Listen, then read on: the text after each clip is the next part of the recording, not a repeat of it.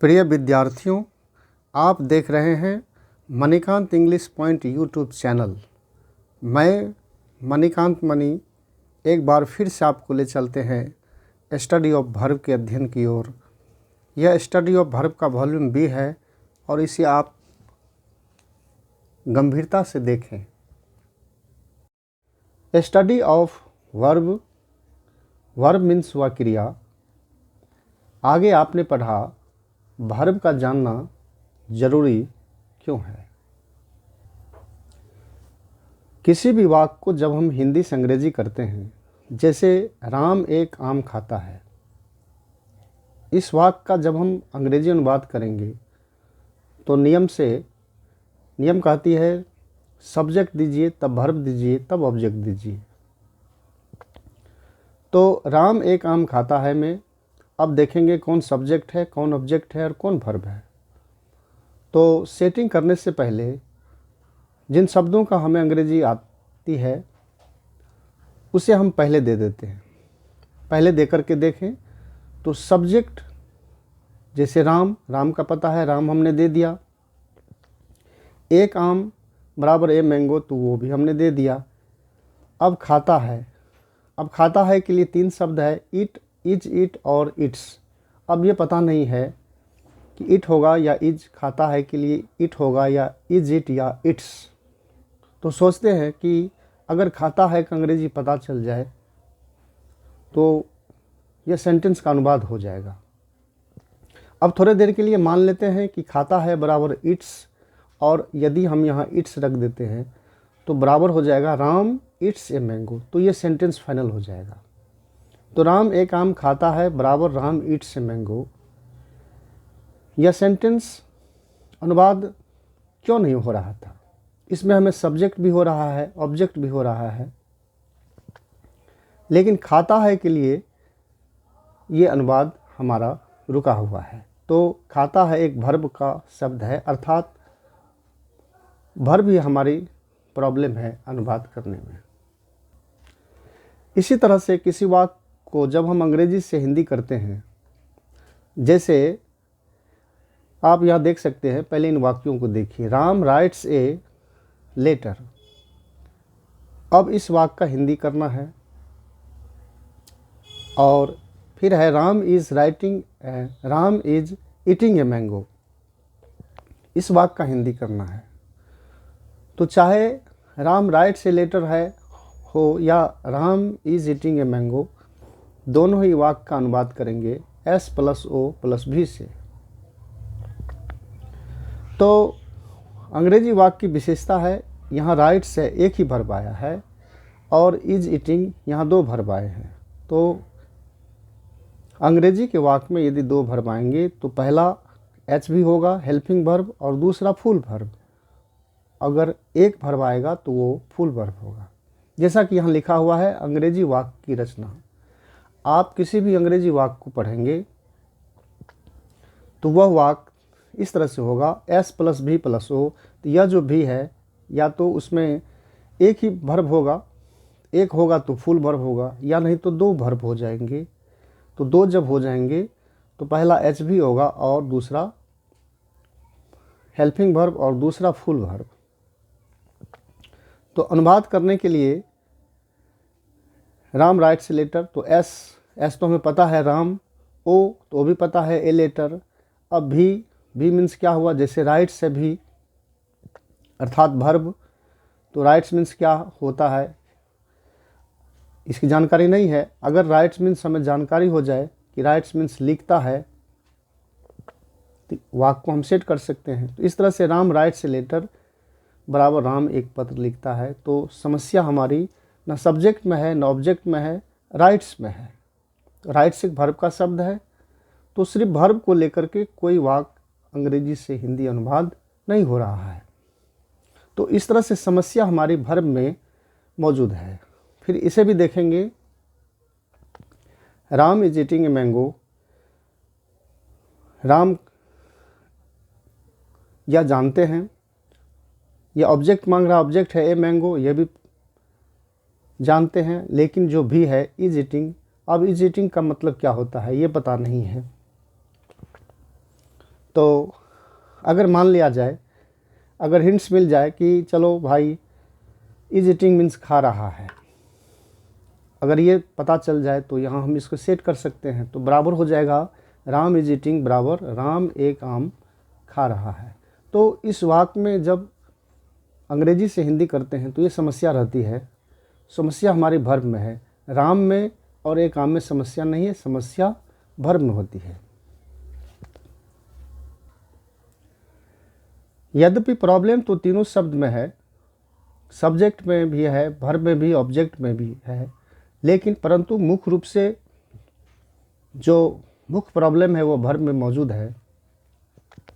क्योंकि Ram writes a letter Ram is eating a mango, यह वाक्य अनुवाद इसलिए नहीं हो रहा है क्योंकि हम राइट्स का अंग्रेजी नहीं जान पाते हैं, इज ईटिंग का अंग्रेजी नहीं जान पाते हैं।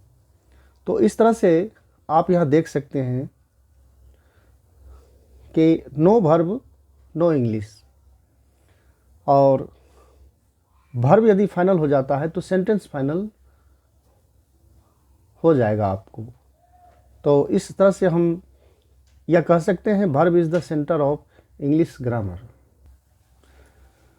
तो कहने का यह मतलब है कि किसी भी अंग्रेजी वाक्य की रचना होती है एस प्लस भी प्लस ओ, तो यहाँ जो भी आता है या तो एक वर्ब आएगा या नहीं तो दो। एक वर्ब आएगा तो वो फुल होगा, फुल वर्ब, और दो वर्ब आएगा तो पहला हेल्पिंग वर्ब और दूसरा फुल वर्ब। और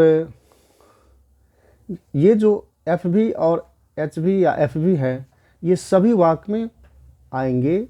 ये वाक्य का मूल अस्तित्व है, क्योंकि इसी से ये सेंटेंस मॉडल वर्ब, टेंस या वॉइस या मूड का रूप ले पाता है।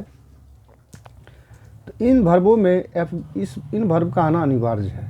जहाँ तक बात है ऑब्जेक्ट की, तो इस तरफ जैसे आप ये देखिए, सेंटेंस को देखिए, I am going to play या you write a letter.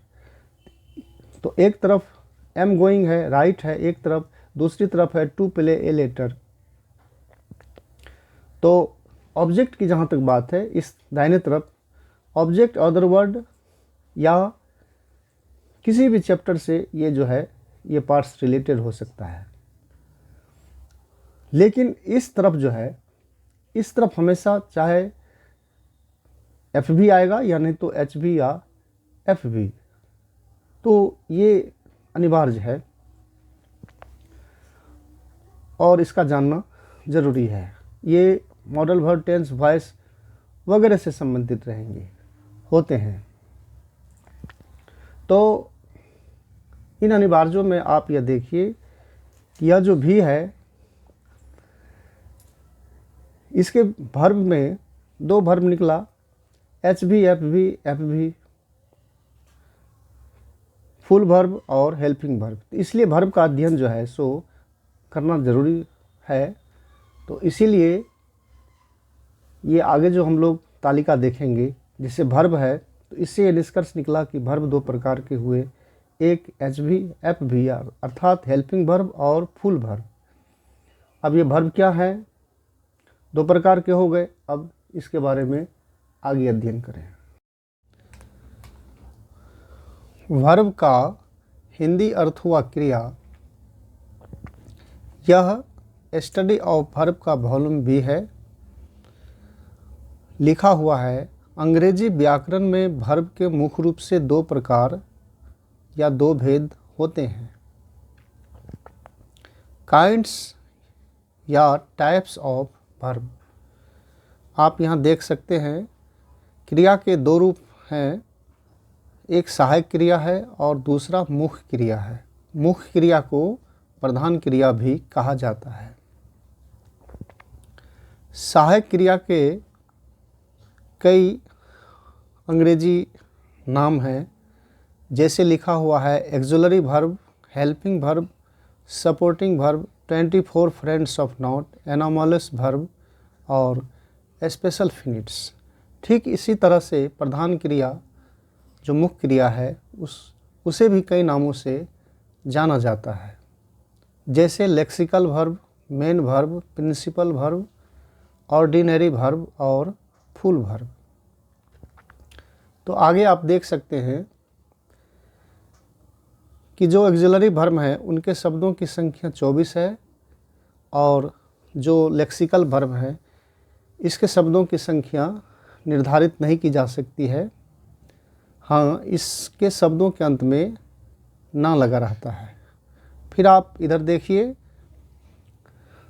Auxiliary verb के शब्दों की संख्या 24 हैं और ये शब्द हैं इज से लेकर के वुड तक। नीचे शब्द दिया गया है जिसे मैं दिखा रहा हूँ, तो आप ये तालिका का अध्ययन कर सकते हैं। जो ऑक्सिलरी वर्ब हैं वो दो पार्ट्स में है। एक तरफ है प्राइमरी ऑक्सिलरी और सेमी मार्जिनल मॉडल वर्ब और दूसरी तरफ है मॉडल ऑक्सिलरी वर्ब्स। ये जो प्राइमरी ऑक्सिलरी वर्ब्स हैं, ये जो हेल्पिंग वर्ब हैं, ये 3 भागों में बटे हुए हैं, verb to be, verb to have और वर्ब टू डू। और इसके अंदर वर्ब टू बी के अंदर ये शब्द आते हैं is, am, are, was, were, और ये सब का अर्थ दिया हुआ है। इज़ मीन्स है, एम मीन्स हूँ, आर मीन्स हैं, वाज मीन्स था और वेयर मीन्स थे। इसी तरह से वर्ब टू हैव के अंदर 3 शब्द हैं। हैज़ हैव मीन्स पास है, हैड मीन्स पास था। और वर्ब टू डू के अंदर भी 3 शब्द हैं। डू करना, डज करता है, डीड करता था। और ये सेमी मार्जिनल मॉडल वर्ब्स हैं, इनके अंदर शब्दों की संख्या 3 है, डेयर, नीड और यूज्ड टू। तो डेयर मीन्स साहस या साहस करना, नीड ज़रूरत या ज़रूरत होना, यूज्ड टू करता था। तो इनमें जो यूज्ड टू है वह एक डिफेक्टिव वर्ब के रूप में है और ये लेक्सिकल वर्ब के रूप में, फुल वर्ब के रूप में कार्य नहीं कर पाता है। फिर इधर देखेंगे मॉडल ऑक्सिलरी वर्ब के बारे में। अभी यहाँ इसके शब्दों की संख्या 10 हैं। कैन में, जिसका अर्थ हुआ सकता है, कुड, माइट सकता था, शैल, विल गागेगी, शुड, आउट टू, मस्ट चाहिए, मस्ट अवश्य चाहिए, वुड गागेगी और ताते ती। तो इन वर्ब्स में